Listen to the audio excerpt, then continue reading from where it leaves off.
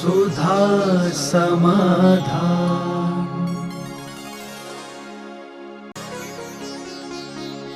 नमोस्तु गुरुदेव।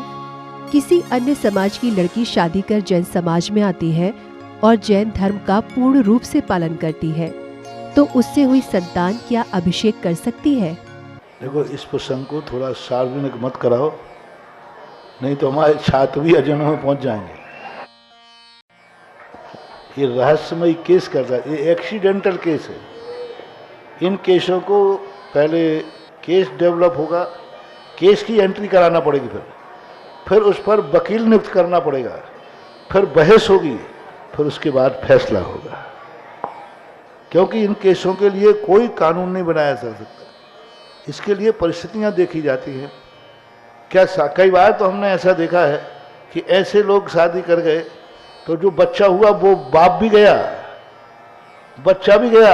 आज उनके घर में जय जिनेंद्र करने वाला कोई नहीं, धर्म का नाम लेने वाला कोई नहीं।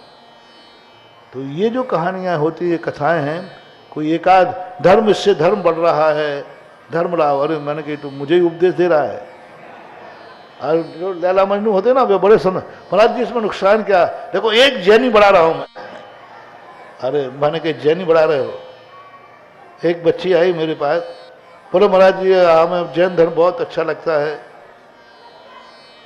और वो महाराज जी आप लोगों की चर्या भी बहुत अच्छी लगती है, हमें सब कुछ अच्छा लगता है, महाराज जी आशीर्वाद दे दो।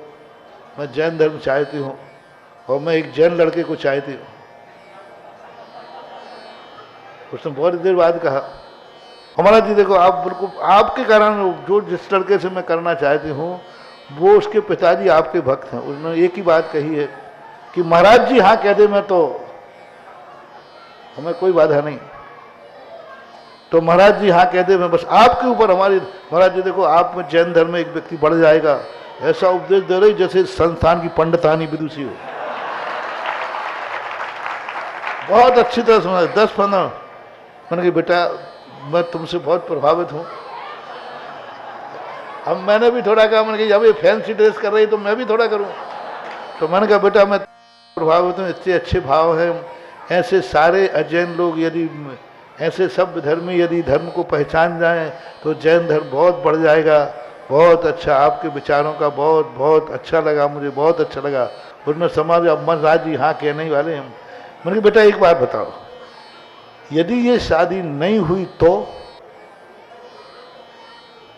किसी कारण कैंसिल हो गई तो फिर क्या करोगे?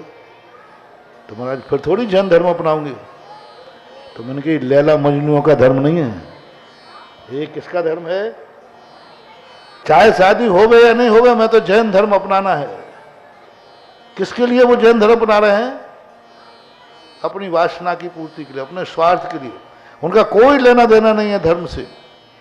शादी करना है इसलिए जैन धर्म अपनाना है, बाकी उनको कोई अंदर से भाव नहीं। अंदर से भाव है शादी होवे या नहीं होवे। हमें यहाँ तक हमने जैनियों को, महाराज आप मंदिर में भी मत जाने दो तो हम दरवाजे से दर्शन करके लौट आएंगे, लेकिन मैं जैन धर्म को स्वीकार करूंगा। ऐसा अपमान होगा तुम्हारा कि मंदिर से निकाल दिए जाओगे। हमारे यहाँ एक बर्णी जी हुए हैं, गणेश प्रसाद बर्णी, नाम सबने सुना होगा। गणेश प्रसाद बर्णी अषाटी ब्राह्मण थे, अजंत।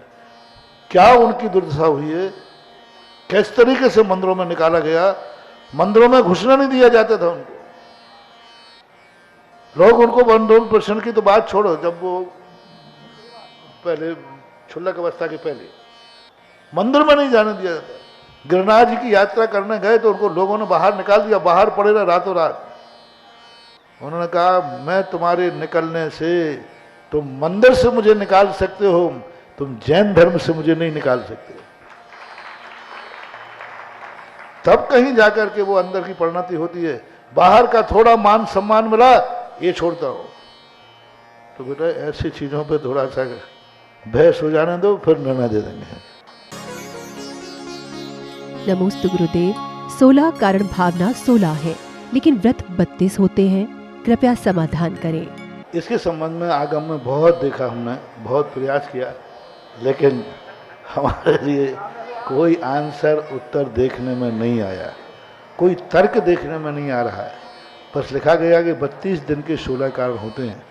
मेरे सोच में जो है वो, मैं नहीं कह रहा हूँ कि सही है, लेकिन दिमाग है तो कुछ सोचना तो पड़ता ही है। तो मेरे सोच से है कि ये पंचम काल है। 32 दिन तक के या 16 दिन के उपवास करने में आयु कर्म की उदीर्णा होने की संभावना है। और हमारे यहाँ उपवास को निर्जल उपवास ही उपवास माना गया है।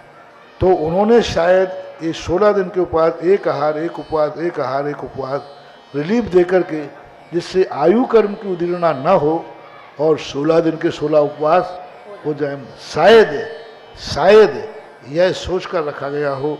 बाकी सर्वज्ञ भगवान जाने, मुझे आगम में कहीं देखने को नहीं मिला। नमोस्तु गुरुदेव। किसी धार्मिक व्यक्ति के धार्मिक आयोजन करने के बावजूद उसे व्यापार में करोड़ों का घाटा हो जाता है, तो क्या धार्मिक कार्यों में हुई किसी त्रुटि को क्षति का कारण माना जा सकता है? कृपया मार्गदर्शन करें। कर्म सिद्धांत को जानने वाला होगा तो वो ये नहीं सोचेगा कि आज हम धर्म कर रहे हैं, जेल में जाके हर व्यक्ति धर्मात्मा हो जाता है। अशुभ कर्म जब उदय में आते हैं तो धर्मात्मा हो जाता है। दुखी आदमी मंदिरों में ज्यादा मिलता है। यदि मंदिर जाने से दुख दूर हो जाए तो धर्म बराबर अन्यायी कोई दूसरा नहीं होगा, क्योंकि उसने जो पाप किया है, अपराध किया है, वो अपराध करने के बाद जब सजा की बारी आई तो मंदिर आ जाता है। तो कर्म कहता है कि तुम मंदिर में छुपो चाहे कहीं छुपो, अपराधी हो तो अपराधी को सजा तो मिलेगी। तुम मुनि महाराज बन जाओ या तीर्थंकर बन जाओ, तीर्थंकर भी बन जाओ तो कर्म कहता है कि ऐसा काम नहीं चलेगा। कर्म कहता है आपने अपराध किया, पहले उसकी सजा भोगिए। ऋषभदेव, पारसनाथ आदि शास्त्र में उदाहरण मिलता है। धर्म के कारण से ही संकट पर संकट आए। बलभद्र, श्री राम, जितने संकट आए किस कारण से आए? धर्म के कारण। पिता की आज्ञा नहीं मानते तो काय को संकट आना था? सीधा कोर्ट केस कर देते और सीधा कह देते नहीं जाना, कर लो क्या करना है बताओ। देखो ऐसी अपनी भाषा में मान लीजिए, जैसे उनको कहा कि तुम्हें वनवास जाना, तो रामचंद्र नहीं जाना, कर लो क्या करना है। तो कौन क्या कर लेता बताओ भाई? क्या कर लेते बताओ? कुछ नहीं कर सकते थे। राजा आज्ञा देता तो कहते ठीक है हम पुत्र हैं, राजद्रोह आपने कहा हमारा हिस्सा दे दो, हम चले जाएंगे। धर्म के कारण। और कितने संकट आते गए। जब अंत में लक्ष्मण को बेहोश पड़े हुए हैं, उस समय मैंने पहली बार सन 1980 में पद्म पुराण पढ़ा था मुक्तागिरी में। जब वहाँ देखा तो वहाँ पर ये प्रसंग आया और उसी समय विभीषण वगैरह रामचंद्र जी को समझा रहे हैं। रामचंद्र जी आकुल व्याकुल हो रहे हैं। यहाँ तक कह रहे यदि लक्ष्मण जीवित नहीं हुआ ध्यान रखना मैं जिंदा नहीं रह पाऊंगा। उसी समय विभीषण वगैरह समझाए, रामचंद्र जी थोड़ा धर्म का सहारा लो।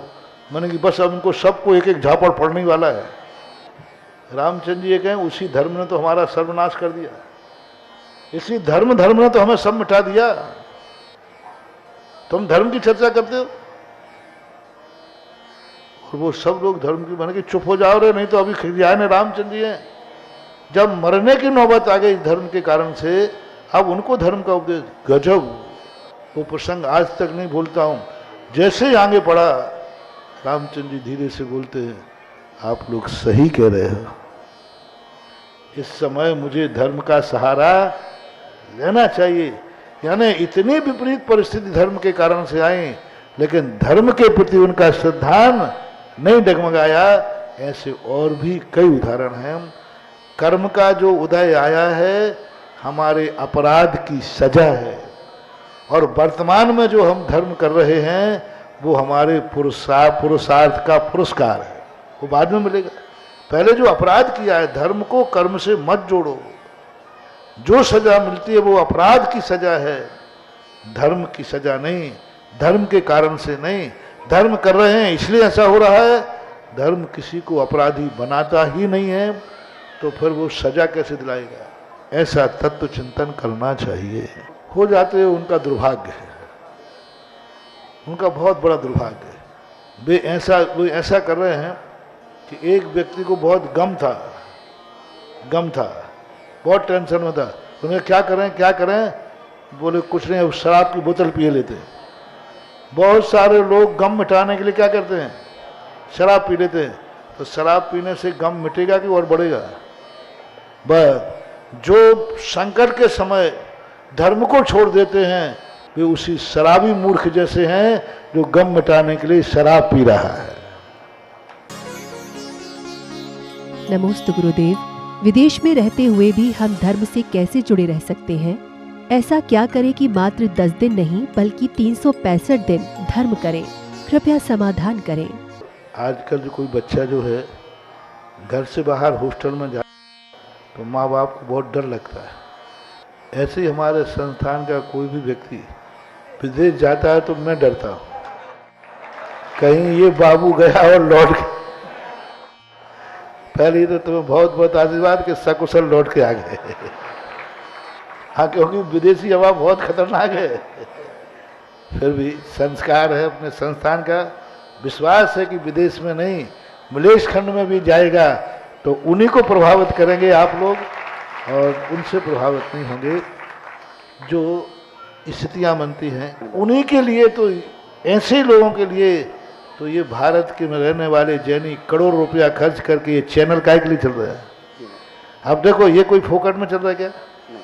जैन समाज वो दातार देखो जो अपने पैसे को खर्च करके साधुओं की वाणी से इतने प्रभावित हो रहे हैं कि अपने करोड़ों की कमाई लगा करके ये 2-2, 3-3 चैनल लगा करके और सारे विदेशों में वाणी भेज रहे हैं। ये उन्हीं की चिंता ज़्यादातर, देश के लिए नहीं, विदेशों के लिए। दूसरा, 12 वर्षीय कोर्स किनके लिए? इन्हीं के लिए। तीसरा, जो विद्वानों को तैयार करके प्रोफेसरों को भेजा जा रहा है, ये यही तो है कि जहां हम लोग ना पहुंच पाए वहां चैनल पहुंच जाए। चैनल नहीं पहुंच पाए तो संस्थान के स्नातक पहुंच जाएं, स्नातक नहीं पहुंच पाए तो 12 वर्षीय। किसी ना किसी बहाने से अपन सब ये प्रयास कर रहे हैं। अब बाकी तो मर्यादाएं हैं, कितना हो। नमोस्तु गुरुदेव। गुरुदेव, एक प्रसंग ऐसा आया कि तीर्थंकर की प्रतिमा के आगे पद्मावती देवी की प्रतिमा का अभिषेक हो रहा था। हमने बहुत समझाया लेकिन समाधान नहीं निकला, क्या करें? बहुत अपन को उतना ही समझाना है जितना अपने समझाने की मर्यादा है। साक्षात तीर्थंकर अपने पोते मारीच को उतना ही समझा पाए जितना उनको नहीं समझा, तो क्या कर सकते? समझा सकते हैं, बता सकते हैं। इसी पर में रत्नमाला में लिखा है कि सत्य से भी बड़ा संप्रदाय व्यामोह होता है। सत्य जानता है कि गलत है, फिर भी व्यामोह के कारण, परंपरा का व्यामोह है, उस व्यामोह को व्यक्ति छोड़ नहीं पाता। सत्य को जानते हुए, यानी सत्य से भी बड़ा होता है। अब उसके लिए तो मां समझा सकते हैं, ज़्यादा राग द्वेष करने से कोई फायदा नहीं है। नहीं मानते हैं तो दोष वादेचा हो नाम। ठीक भैया, आप इनके लिए थोड़ा बहुत समझने लायक हो तो उनसे कहो कि भाई आप इनको क्या मानते हैं? क्या वीतरागी देव के बराबर हैं? वो क्या नहीं है। तो क्या ये ग्रस्त हैं? बोले हैं। क्या ये दाम्पत्य जीवन जीते हैं? हैं। सब कुछ होके गए। फिर कम से कम इतना तो करो कि उनकी बराबरी पर तो इनको स्थापित, तो थोड़ा बहुत तर्क दे करके उनसे पूछो, उनसे हाँ कहलवाओ, क्या यह हैं? जब नहीं हैं तो आज आप मेरे लिए ही प्रोषण करने के लिए उच्चासन पर बैठा रहे, आप लोग नीचे बैठ रहे हैं। तो जब उनका पद ही ऐसा नहीं है तो कम से कम इतनी मर्यादा तो रखो कि भगवान और उनका आसन एक समान न हो। नमोस्तु गुरुदेव। अभिषेक के समय जल शुद्धि करने के लिए हम जो मंत्र बोलते हैं उसमें जम्मू द्वीप की नदियों के नाम आते हैं, जो ठीक नहीं है। और आपने कहा था कि बिना शुद्धि के मंत्र के अभिषेक नहीं करना चाहिए। फिर कौन सी विधि से शुद्ध किया जाए?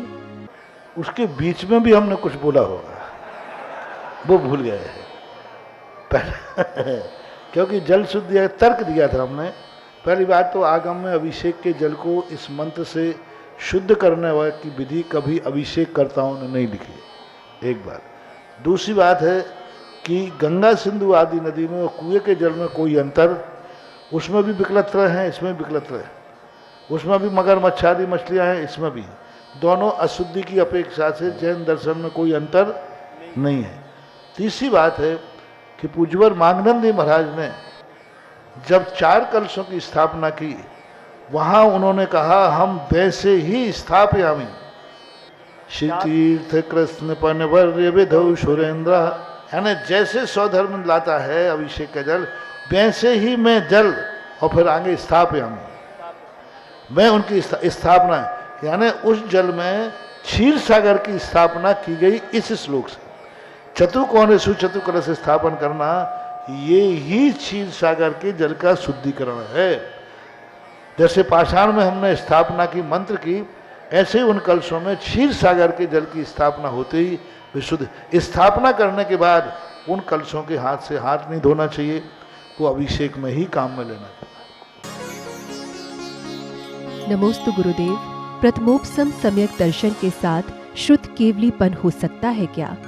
नहीं, प्रथमोपसम सम्यक दर्शन के साथ शुद्ध केवलीपना नहीं घटित होगा।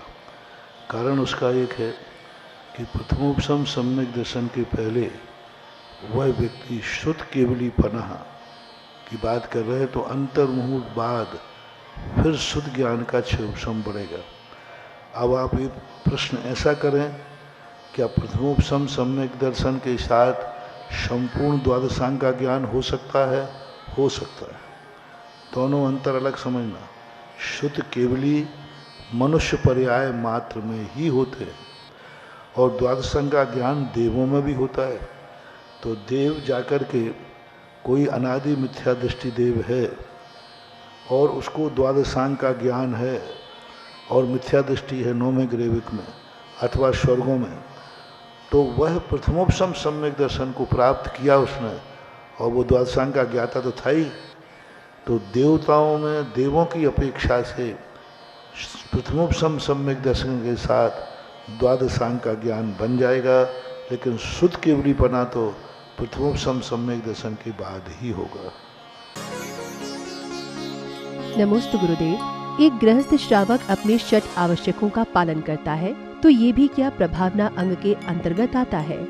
क्योंकि वह सबसे बड़ी चीज है कि वो अप्रभावना नहीं कर रहा, और यदि वो षडावश्यक रूप से पालता है तो नियम से उसकी प्रभावना होगी ही होगी। क्योंकि जब अच्छे रूप से सच्चे रूप से षडावश्यक का पालन किया जाए तो उसकी सुगंधी बाहर जाएगी ही जाएगी और चमत्कार भी उससे होंगे।